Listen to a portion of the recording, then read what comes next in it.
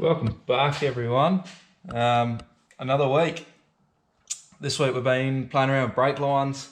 There's a bit of time-lapse stuff going on. I've tried a different camera mount. It didn't work. So it's a bit all over the shop. It's rather cold here at the moment. I don't know if you can see the frost coming out of my mouth. But yeah, we've got some brake lines done. We've got engine mocked up, making sure that we've got clearance for our masters. Give you a bit of detail on what we've got going on master cylinder wise and like basically pedal assembly wise. It's kind of pretty cool, something new. So stick around to see that. But yeah, I'm enjoying making these every week. Hopefully you guys are enjoying watching them. Give us a like, give us a subscribe, drop a comment down below if you're liking it. So, roll into it. Cheers, everyone. Bye.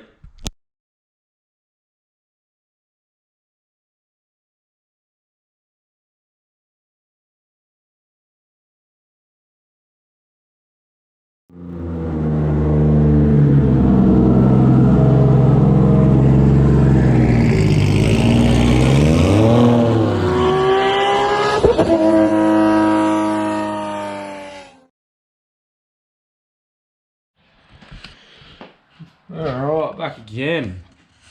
Time for some brake lines. So we've ordered the Wilwood kit. They actually do like a boosted delete kit that has twin master cylinders, balance bar, all that. Basically it turns a stock pedal box into like a Wilwood Tilton style pedal box where you've got adjustable brake bias and all of that. The main reason for not wanting to go down that path is obviously a pedal box. They start getting pricey. Need to remake all new lines for everything. We are to a certain extent here anyway. But the big one for us is the clutch on the Pulsar is a cable clutch. And to my knowledge, I could be wrong, I don't know any pedal boxes that run a cable clutch system. They're all hydraulic. So I need to then convert the gearbox to a hydraulic clutch. And for what we're doing at the moment, with what Jimmy and I have spoken about for kind of plans down the future, I don't think there's any point in bothering with that just at the moment. So this here will basically give us all the benefits of a nice adjustable balance bar pedal box. So we've got pedals in at the moment. We're still running, I'm still just going to leave the stock front lines in to a certain extent. So obviously that was going to the original master cylinder. This here runs to the passenger side, driver's side wheel. From there, they've got, I don't know if you can see it, yeah, it's all got braided lines on it already. I've had a bit of a look over them. Nothing looks perished, nothing looks too nasty. No, I don't see any concern to replace them just yet, so we'll leave them.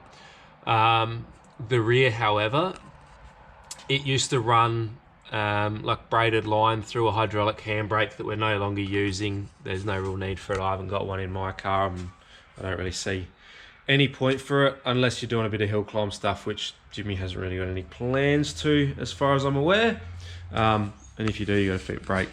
So my thought is that we're going to run to like a bulkhead around here somewhere that we can still access it relatively easily. I do like having kind of bulkhead fittings at the firewall just so you can separate engine side and that. Looking down the car, this braided line was already in here to this fitting. And what my thought is from that fitting I'll run a hard line which will kind of chase this and then run down the trans tunnel with all the wiring. I think if we try and keep everything on one side, it'll all look fairly neat, and there is a potential to cover it down the track if we want.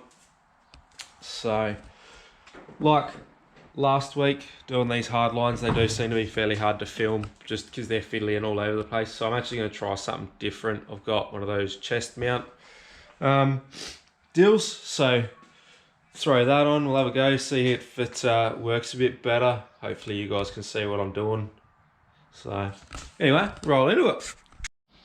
Alright, let's see how this goes. So what I'll do, just for a bit of a rough idea, how much I'll need. So we've got 1900 mil just there. So what I might do, just to give us a bit of extra, I might almost go, if I roll out a section about 3 meters, that should give me a bit of room to play. So this is the roller that I like using. Like I said, it's meant to be mounted in a vise, but works fairly well just like this. So all I normally do, roll it through, keep tightening this down, and it'll straighten it out. Obviously, being such small diameter stuff, it's not going to straighten out quite like the Dash 8 stuff does. Dash 6, where it kind of stays fairly straight, but you can already see, going from what we've had, if you actually go too far, you'll actually notice it curve the opposite way.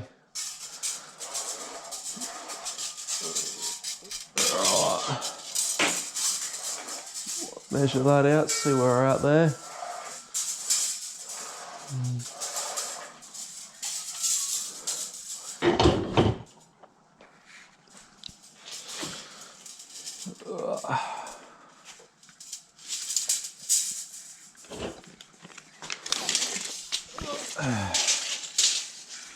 Go from there, about 2.5 meters out so far.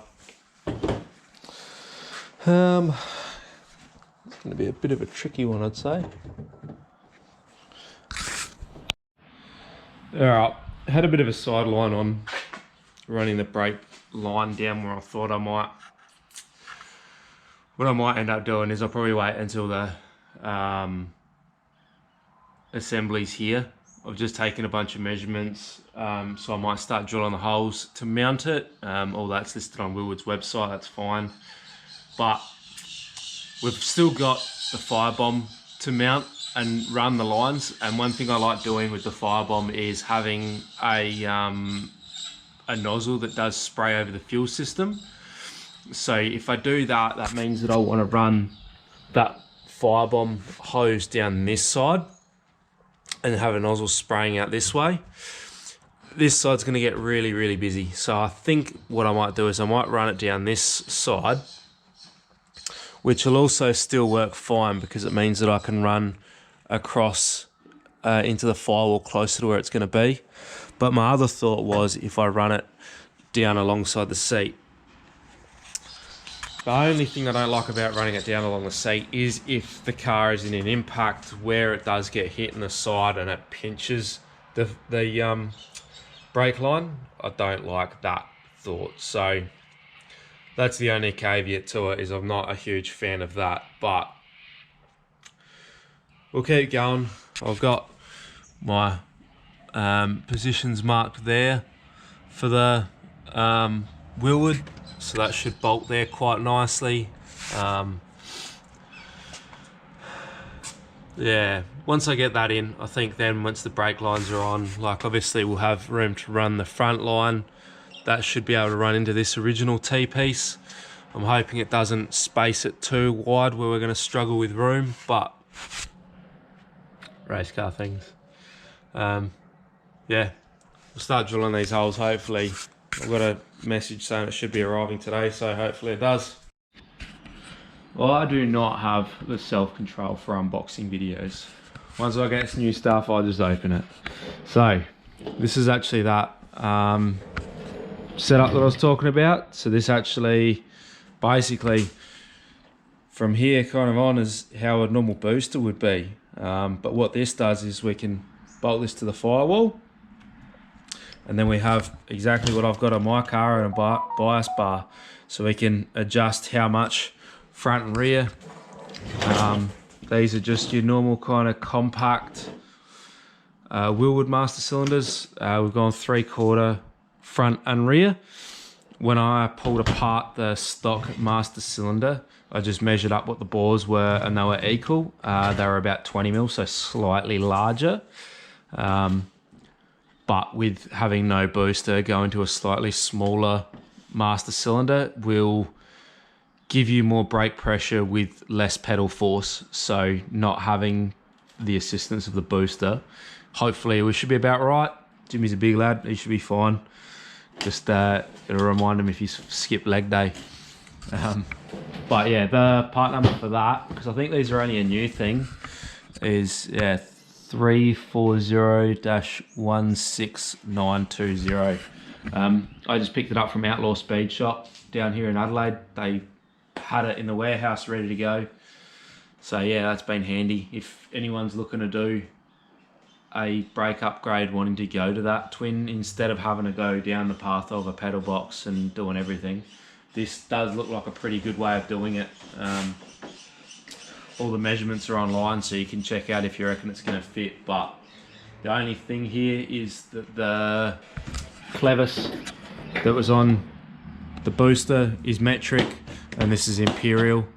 All I'll probably do is I think I might just cut the welds on this nut off, and I'll just get another 3/8 UNF and weld that onto here, so then I can set it up like normal. And I know that that should go to the stock pedal.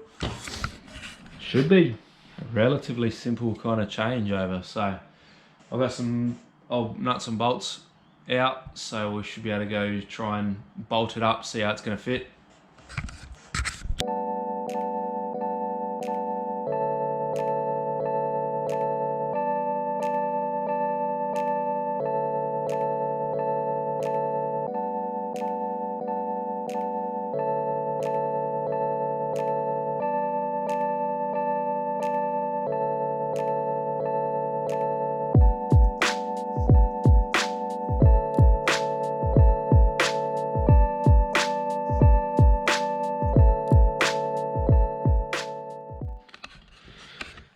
So just been editing up some of that video. Pretty much everything with the chest mount was garbage. So yeah, pretty much deleted most of that. Anyway, had a bit of a hold up. Some of the brake line that I've got is just, I got the stainless brake line, and I've had issues with it in the past where it splits along the seam. It is harder stuff to work with, so gonna get away from that. I've reordered another roll of just the normal steel bundy tubing from Raceworks, so they're gonna get that out to me today. Also going to change a couple of our fittings. So this fitting here being a straight out means that we're gonna have to come all the way out here before I can do a bend to come back in. And I know that the intake manifold and everything is really tight to this kind of area here. So what I've done is I've actually got a couple of 90s, so that'll come down, so then I can just make a line that comes down back and then back to our bulkhead fitting that'll be back over here. So that'll neaten that up, that'll get everything away. I'm hoping to maybe go find a mock-up motor that I can grab. Obviously this motor's at Milton's, it'll be there a little while. We're still waiting on pistons, rods, everything, so that's getting a full build. So if I can just get a junker off Gumtree or Marketplace or something, that'll make that process a lot easier. It means that I can have something in the car, so I've got all my room and everything. So it's probably going to put the brakes on a bit now, ironically. Yep, that was a good one. And yeah, I'll have to wait for some more fittings and that to turn up. All right, back into it. So I think last time I left this, we were kind of a bit sneaky with the front brakes on the Pulsar. We've just had these turn up from Raceworks. So these are those 90-degree fittings that I was talking about. So you can imagine on this would have come out before we can start turning. On a side profile, it's heaps more compact. So this is our front master cylinder. So I'm going to make this line now, come down, come back up. I'm going to make it probably about 120 mil long. I'll just put a nice radius in it. With this, like I've spoken about before, we're going to have to cut it, put our fittings on, flare both ends before we bend it, because otherwise we're not going to get it back into the tool to flare it before we go bending. I'm also going to change this one. I do have another 90, so I'll be able to change that for one of the other 90s, and then we can turn that back towards the firewall and we can start getting the rear line made up. I did start making one up last week, but we were using a stainless line and it was splitting. I wasn't having any luck, so I just ordered this one from Raceworks. So this is just their steel line. They yeah, they said they've got a bit more luck with that, so we'll run that one. And hopefully we can get brakes ticked off. It'd be nice to try and even possibly get them bled up, but we'll see how much time we've got.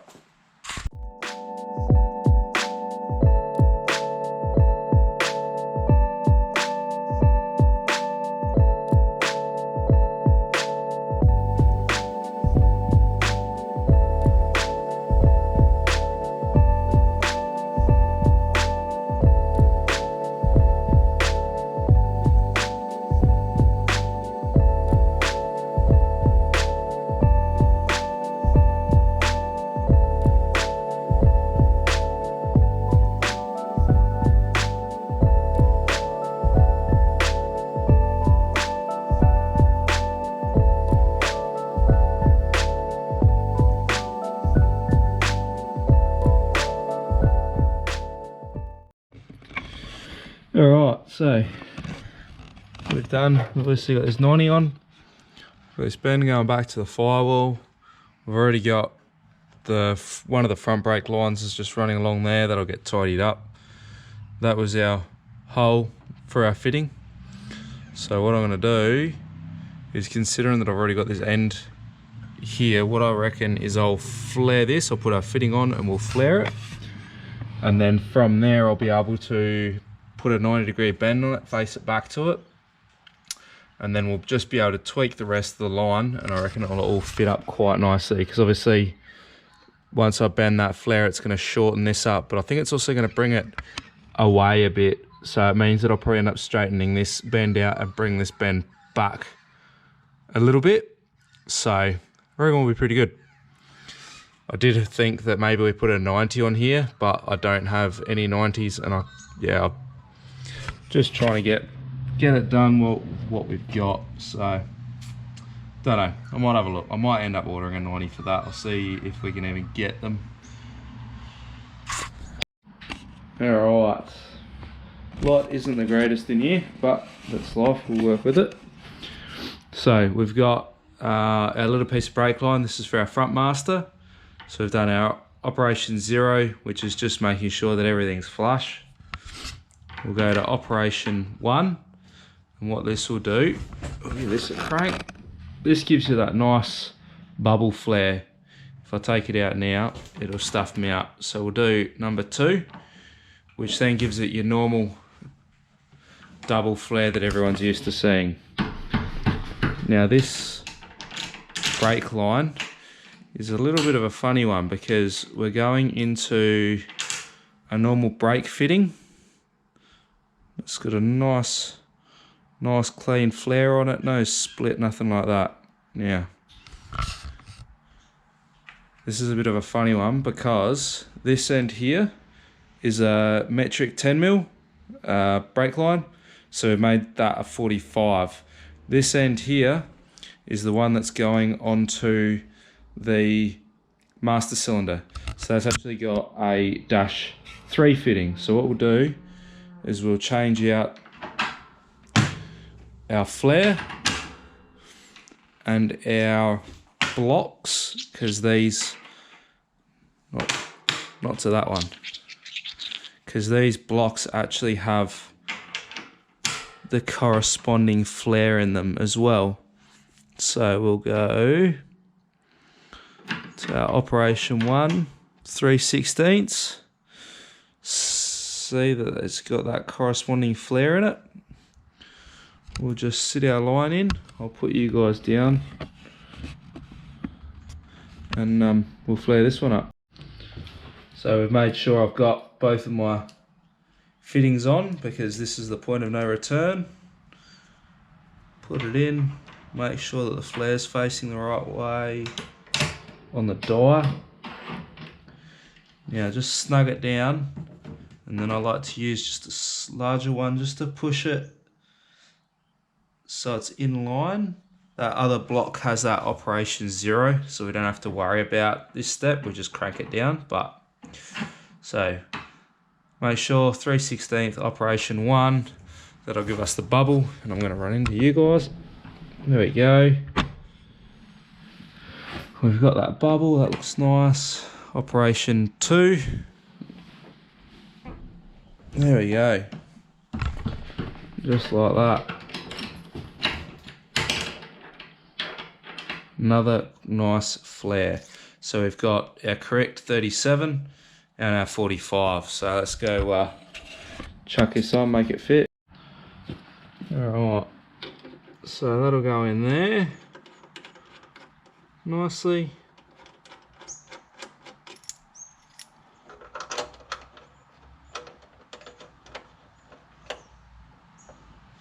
That thread's in there. It's just getting hung up on that line. There we go. Goes in there nicely. Alright, so we're good. What I'll start doing is I reckon that gap is about, I reckon it's about the width of that. So what I might do, it's all just a bit of trial and error and playing around with it. Get that fitting up nice and tight in there. Just put a 90. We have to go 180, aren't we? Alright, don't think that this bender's going to be enough. I reckon that bender there, you can see we've already used too much line. So what we'll have to do is I reckon I'm going to have to go with my smaller bender. Try and pull that radius up a little bit earlier. Tighten it all up a bit. So you end up with half a dozen different little tools and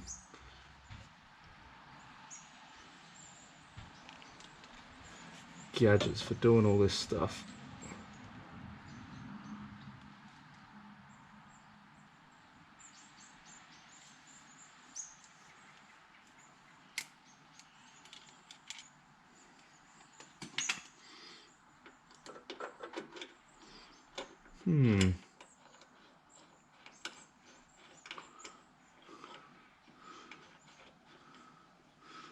This may,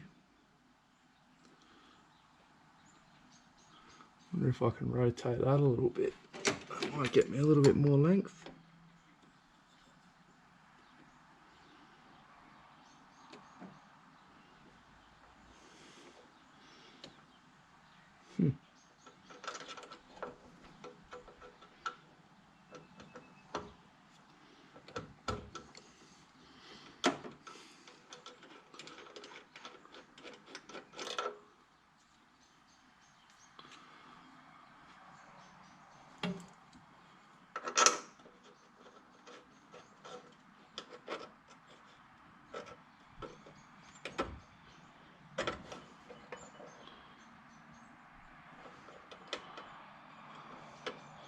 Well, that there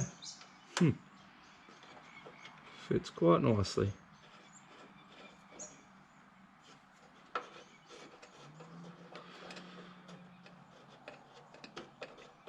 I reckon we're on to a winner. That's our front line done. How good's that when you get a nice little quick win? So we've got that.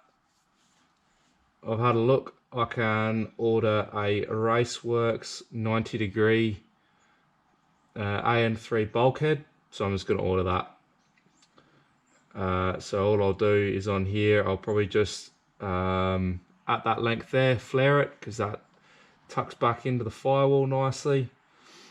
And on that flare, it'll be another female coupling, so that'll work quite well. Pretty happy with that. Only problem is, it's Saturday, so I'm not going to be able to order that fitting until Monday. Chances are it'll probably turn up Wednesday, and I'll be flying back out for work. So we won't get that finished, unfortunately, but that's how these things go. I'd rather order the right parts than shortcut it, to be honest. We're not in a great rush for it, so do it properly, do it once. Alright, now we have the vice set up and somewhere I can use it. We can actually set this tube roller up and show you how it's actually meant to work. So we can just run our line in through here. You can probably see out the other side, it's got a bit of a bend to it. So all I normally do is just roll it in,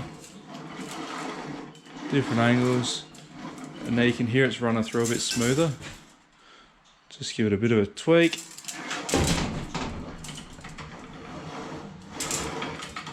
And we'll just keep straightening it up. It just keeps getting better and better. You'll know when you've gone too far too. That might be a bit too far there. It'll actually start to put a curve back into it. So you'll see now, as we run it back through, it's going to start curving up. So we've actually gone too far. So just back it off a bit. Doesn't matter if you do, you'll be able to straighten it back out again. Now we're good. Nice handy little tool to have. Works well on the brake lines, works really well on all that -6, -8 kind of size fuel tubes. You can get a lot straighter than you'd normally get. How I used to do it, rolling around on the ground and trying to straighten it out on the ground. So, happy days. Alright, like last time, got it straightened out, flared. We've got our flare on here. This will go to the bulkhead. Instead of struggling like I did last time, what I think I'm going to do is use my alloy wire again. I reckon I've got a better, shorter piece. Yeah. I reckon that there might work well. So what I'll do is I'll use this just to get my bends. You kind of see where the firewall's going to come out. It's going to come out at 90 and then come down, and I want it to kind of run along the trans tunnel along here. So we'll have another go at doing this a bit better than I did last time.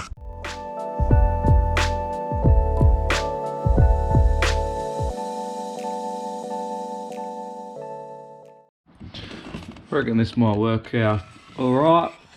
So where our bulkhead fitting will be here, will come out. I reckon we'll pick up this little tab here with a line clamp, and then where our foot stop is, we'll grab another line clamp there, and then we should have a pretty good run down the trans tunnel. So I might take that little piece here that we've bent there, replicate that on the brake line that we've got outside. Then we should be able to slot it in the car. Obviously it's not going to fit too easily without a couple of big bends in it, so replicate that and we'll see how it looks.